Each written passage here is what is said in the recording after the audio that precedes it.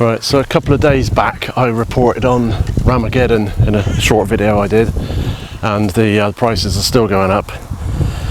Depends where you shop, try and get the right, the best price, and depends on colour as well, colour of the device you purchase. That's with regards to Apple products anyway.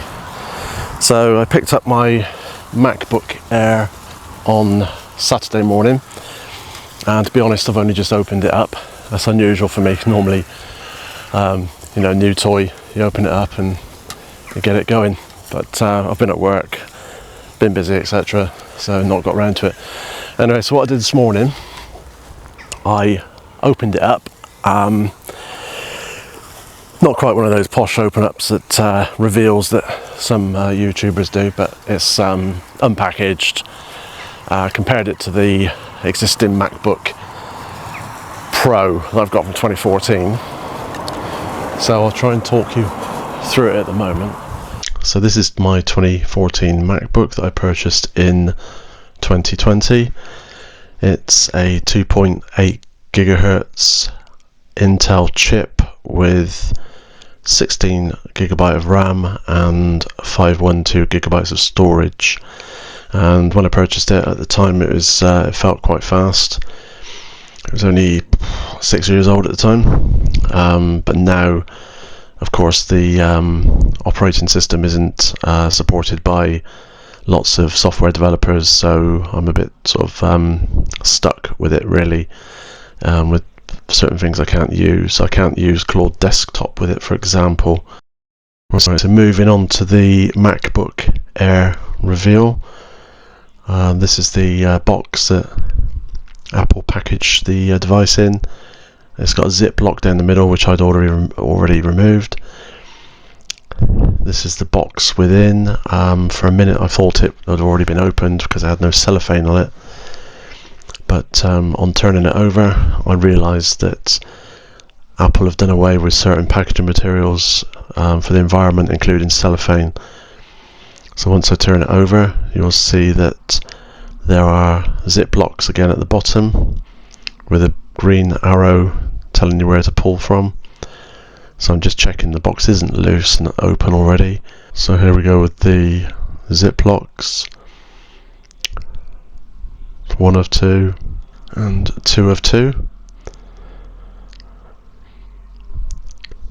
Flip the box over and slide the top off the box, revealing the MacBook. Apple give a tab to enable you to pull the device easily from where it is sitting, and then the power cable nestles nicely in the box. And you note that Apple don't provide a power adapter or power supply these days. That's something you have to buy separately and also make a choice on, because they have 45 watts, 75 watts and above. There's one small instruction book telling you what the ports are on the side of the Mac, and I think if I ripped that open there might be the stickers in there that Apple sometimes provide, but I don't think they've done that. I think that is just a bulky bit of packaging to make that sit in there flush. On to opening up the MacBook Air. I could have been a bit more careful with that packaging around the protective sleeve, but I just ripped it off.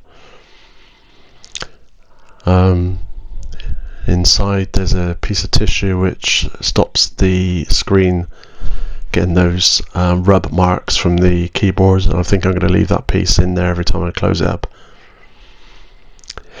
So as soon as you open it, it comes straight on and you're into the setup.